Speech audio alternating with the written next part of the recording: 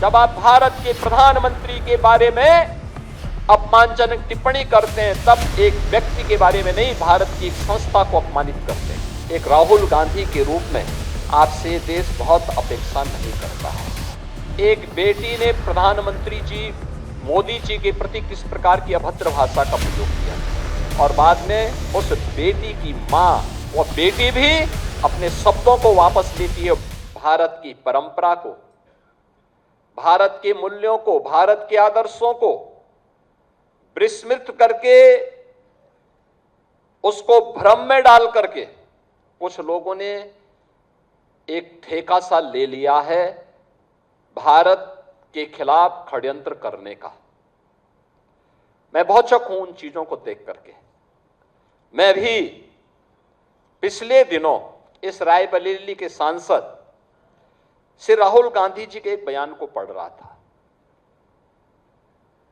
उनका बयान,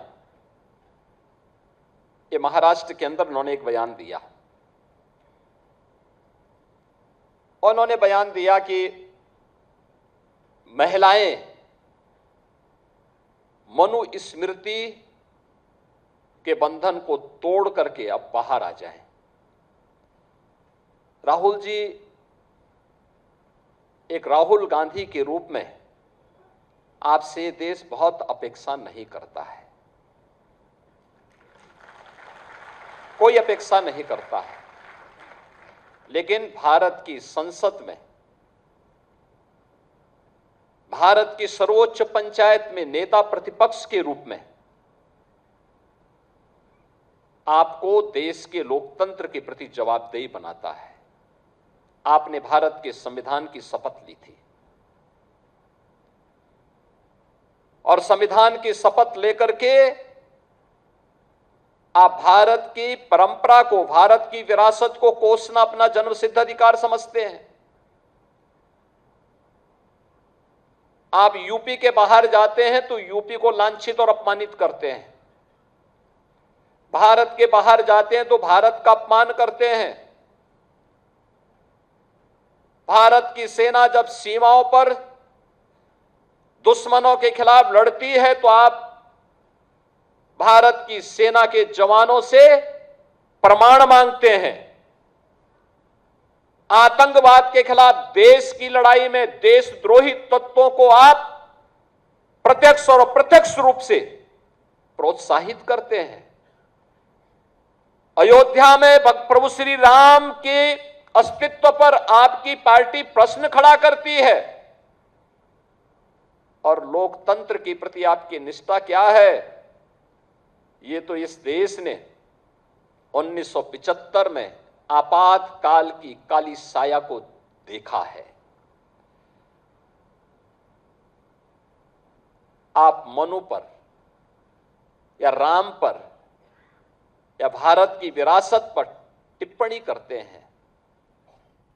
मनु को जानना है तो आप अथर्ववेद पढ़िए, शतपथ ब्राह्मण पढ़िए, मत्स्य पुराण पढ़िए।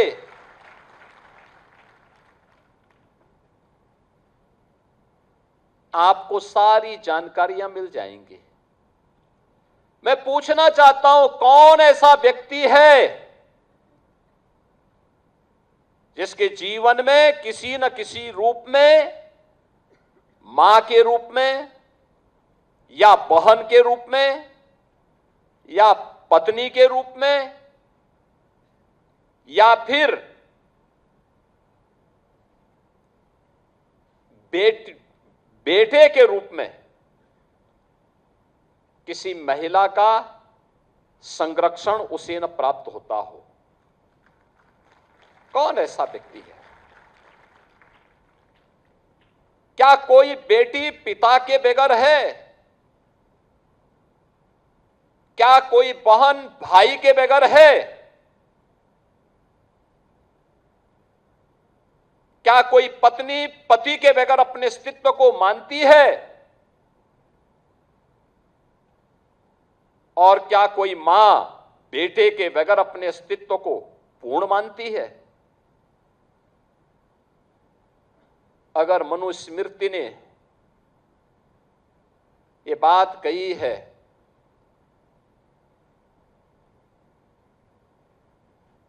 आप बताइए सही बात क्या है?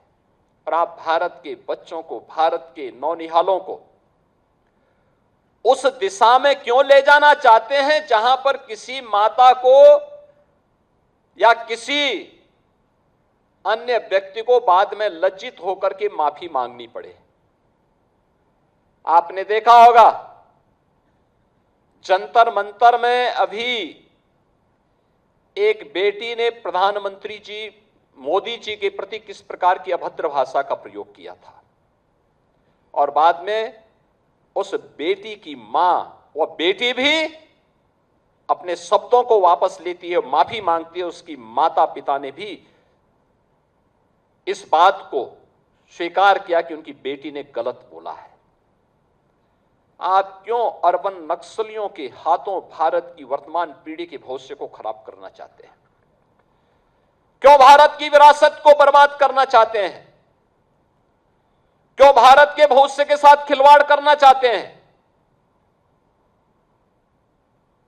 आपसे एक जिम्मेदार नेता प्रतिपक्ष के रूप में अपनी सकारात्मक भूमिका की अपेक्षा देश रखता था, लेकिन आपने उन भूमिकाओं को भी बर्बाद कर दिया, समाप्त कर दिया है। आपने अपनी जिम्मेदारियों से पूरी तरह अपने आप को अलग कर दिया, और यही कारण है कि अमेठी, ये रायबरेली इस परिवार को ढोता तो रहा, लेकिन इस क्षेत्र के सामने पहचान का संकट भी इस परिवार ने हमेशा खड़ा किया। यहां के स्मारक के नाम, यहां के संस्थानों के नाम एक परिवार के नाम पर हो जाएं, इनको अच्छा लगता था, लेकिन राणा बेनी माधव बख्श सिंह जी के नाम पर हो, या किसी लालचंद स्वर्णकार के नाम पर हो, या किसी महापराक्रमी बीरा पासी के नाम पर हो, ये कभी आपने या आपकी पीढ़ी ने कभी इसके बारे में सोचा नहीं। जब आप भारत की संस्थाओं को अपमानित करते हैं, जब आप भारत के प्रधानमंत्री के बारे में अपमानजनक टिप्पणी करते हैं, तब एक व्यक्ति के बारे में नहीं, भारत की एक संस्था को अपमानित करते हैं। प्रधानमंत्री व्यक्ति नहीं होता है, प्रधानमंत्री भारत की एक संस्था है। और याद रखना, अगर भारत की ये संस्थाएं कटघरे में खड़ी होंगी तो भारत का हर नागरिक कटघरे में खड़ा होगा।